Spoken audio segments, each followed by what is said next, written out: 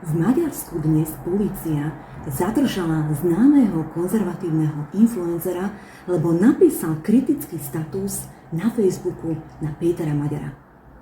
V tejto súvislosti by som sa chcela spýtať voličov Tisy, či toto má byť tá krajina lásky a porozumenia, ten Szeretetország, o ktorom hovorili pred voľbami. Ale čo sa presne stalo? Konzervatívneho influencera Istvána Szakáča dneska ráno navštívila polícia.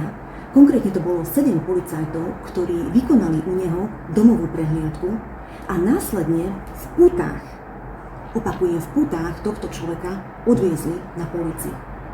Jeho previnením bolo to, že nedávno zverejnil video, kde reagoval na Pétera Maďara, totižto Péter Maďar prednedávno na Facebooku, lebo o ňom je známe, že všetko rieši na Facebooku, cez príspevok na sociálnej sieti prikázal prokuratúre a pýtal sa prokuratúry, prečo ešte nie je vyšetrovaný a vypočúvaný Viktor Orbán v súvislosti s kauzou Zlatého konvoja.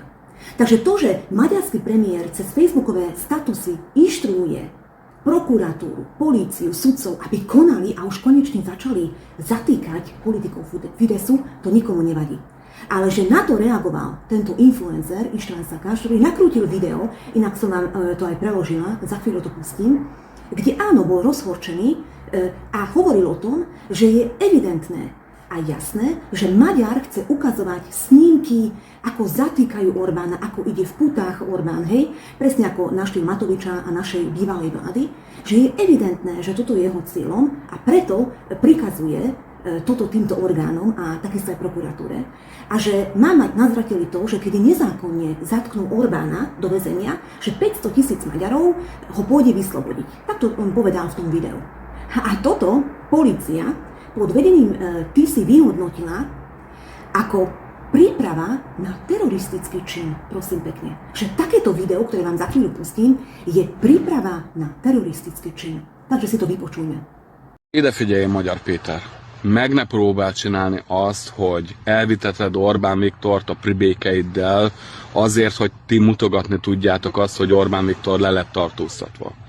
Mert abban biztos lehetsz, hogy abban a pillanatban, amikor ez a hír megjelenik, akkor ott 500 000 magyar fog menni, és ki fogjuk szabadítani akárhonnan, akárki áll velünk szembe Orbán Viktor. Ebbe biztos lesz.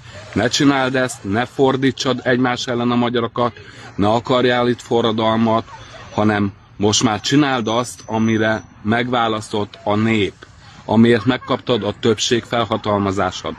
Vezesd ezt az országot, irányítsad, és a nép javát szolgáld, ne egy ilyen nemtelen bosszú hadjáratot indíts el, amivel tovább folytogatod a magyarokat, és túlszul ejted az országot, és a magyart fordítod a magyar ellen.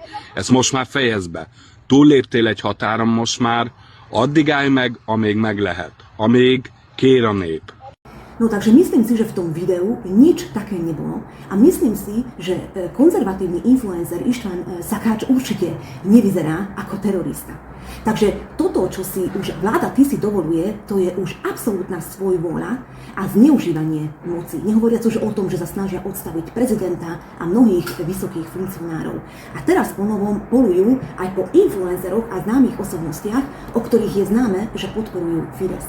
A to, že vyčítajú tomuto influencerovi nejakú kritiku, tí ľudia, tá politická strana, ktorá má tiež svojich influencerov, má tiež svojich spevákov, známe osobnosti, ktoré cez videá a rôzne statusy dlhé obdobie kritizovali, bolo to aj v kampani, bolo to aj v čase, keď Orbán bol vo vláde, mimoriadne až primitívnym spôsobom kritizovali a zosmiešňovali politikov Fidesu, ale vtedy nikto to neriešil, lebo áno, v tej hroznej diktatúre Orbána je zaujímavé, že neboli zatýkaní ani influenceri alebo známe osobnosti, takže toto bolo v tej hroznej diktatúre a teraz my tu máme akože krajinu lásky a porozumenia, kedy zatvárajú ľudí a influencerov pre nejaké videá a príspevky na sociálnej sieti. A opakujem, robia to tí ľudia, ktorí tiež majú svojich influencerov a podporovateľov a ja len na záver spomeniem jedného známeho maďarského repera, ktorý pred voľbami mal koncert kde na koncerte, prosím pekne, imitoval smrť Viktora Orbána. To znamená, že imitoval, že Orbán bude zastrelený guľkou do hlavy. Hej? Takže ja len tak na upozornenie aj pre nás tu na Slovensku, že naša opozícia presne tomuto Maďarovi tlieska a berie ho ako vzor. Takže môžeme si byť istí, že keď oni prídu do vlády, Matovič, Progresívne Slovensko, demokrati, tak presne toto bude aj na Slovensku, že budú zatýkaní influenceri, známe osobnosti alebo aj my, lebo nakrúcame také videá, ktoré nie sú v súlade s progresívnou propagandou alebo ktorí kritizujú súčasnú opozíciu.